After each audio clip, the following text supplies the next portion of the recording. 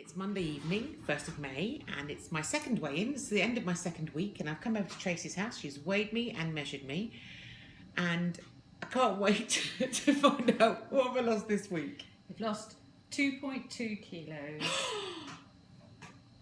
Oh my God, what's that? £5? Yeah, there's 2.2 kilos to a pound. No, 2.2 pounds to a kilo. So it's another just under £5. Oh my God, that's £10 already in 2 weeks. Oh my goodness. And centimetres, how many centimetres have I lost? You've lost 5 centimetres. So that's 15 centimetres in total, and just over £10. That's brilliant, isn't it? It is, that's excellent, yeah. And I think everyone will be saying, Georgie, have you been hungry? No. Actually, no. I was a bit today, if I'm honest. But that's because you didn't eat when you were going to eat, isn't it? Yeah, yeah. Because of Georgie's job, it's very difficult to set a time. You actually went to go and sit, or went to start to eat, didn't you? And then you got. And then we got a queue of people having pancakes. Yeah. So that was quite tricky, really. But the other thing is, clearly I haven't had a pancake at all in the last 3 days, which is really unusual. I'd have always had a pancake every day. And what we tend to do is we have a pancake when it gets quiet. Right. Because we always say if you're making a pancake, somebody will come along and want to have a pancake. So, but I would probably have eaten 2 pancakes a day. So I'd have had 6 pancakes this weekend. Yeah. So it's just taught me that being prepared with my salad. I've loved having my salads. And have you missed it? I mean, did you miss it?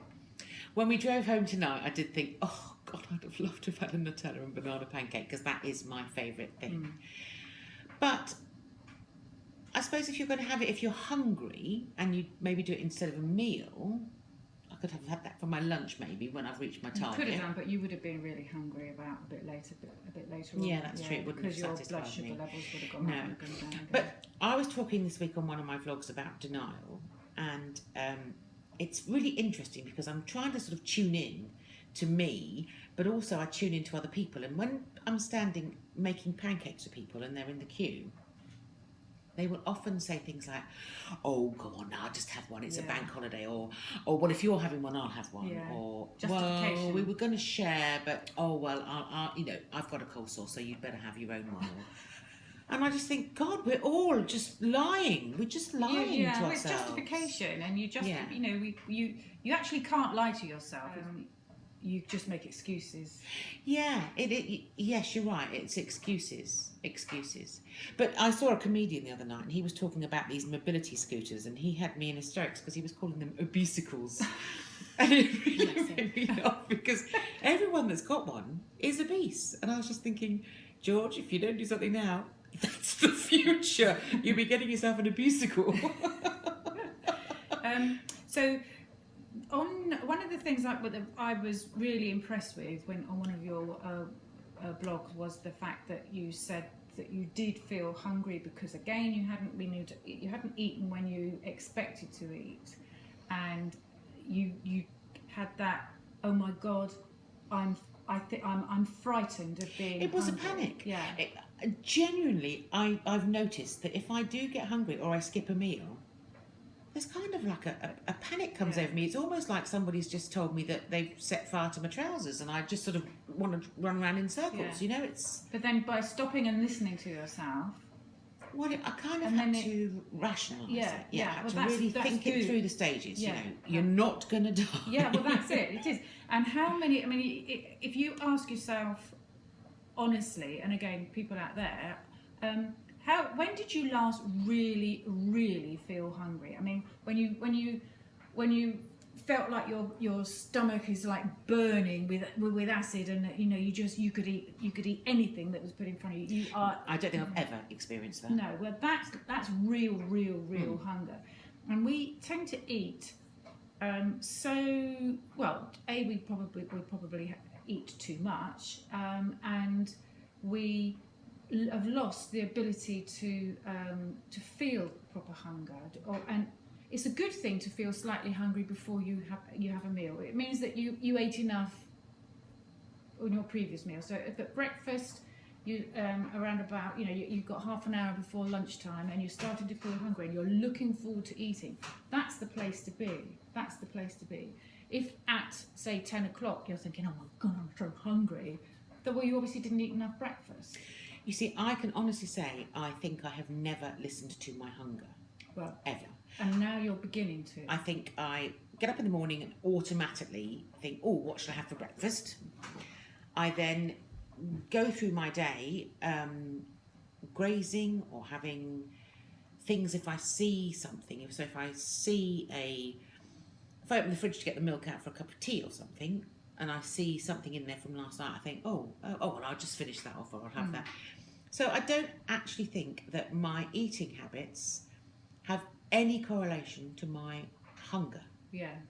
That's the habit that I've got into. Yes, yeah. And so it's a really good thing to experience a little bit of hunger, to start to as you did, to rationalise that actually you're not going to drop dead just because you can't eat something that minute. You can wait, and then you sit and you enjoy your food.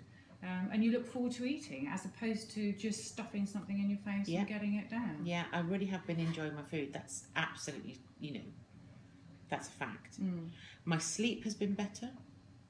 My mornings are much better. I wake up and I'm happy to get straight out of bed. Before, and I don't know whether it's because I was eating a lot more sugar and I was eating a lot more gluten and a lot more carbohydrate, but before I'd wake up in the morning in a bit of a fug, and my first sort of half an hour was just pushing the snooze button, just trying to extend that time in bed. And then when I did get up, it was kind of like it was reluctant, really reluctant. But now, the minute my eyes are open, I actually could quite happily leap out of bed and off I go. And and that extra hour in the morning that I've been having, I'm really productive. Get so much done. Yeah, that's good, isn't it? Excellent. Yeah, really enjoying it. Right, anything else that you can think of? I've got stacks more energy as well for things like the 3 days that I've just done now on the pancake van. Well, yesterday you took the in and straight out with the dog. Yeah, straight out with the dog on Saturday. And you didn't fall asleep on the sofa. And I didn't fall asleep on the sofa last night. I was weary. My bones and my body were weary, but I wasn't tired. And bear in mind, I'd been up since about 5. No, in fact, I'd had insomnia and I was up at 4. That was really unusual for me because normally I'd have done a couple of days on the pancake van and I'd come home, sit on the sofa, boom, off to sleep. But then equally, I didn't have a big heavy meal. I had a salad with some pork that I cooked in the oven and just crisped up. So if you have a high carbohydrate meal, your blood sugar levels go up, and then they'll do a dive. And I find, and I mean, speaking from personal experience, for example, if I have a French bread, as much as I love it. Oh God, that would be my death row food, French bread. Yeah, but if I have it within 20 minutes, oh God, I'm so tired. Oh my God, I'm knackered. I have to go and have I had it at lunchtime. I'd go and have a 20 minute ziz to try and sort of feel better because I just feel like death.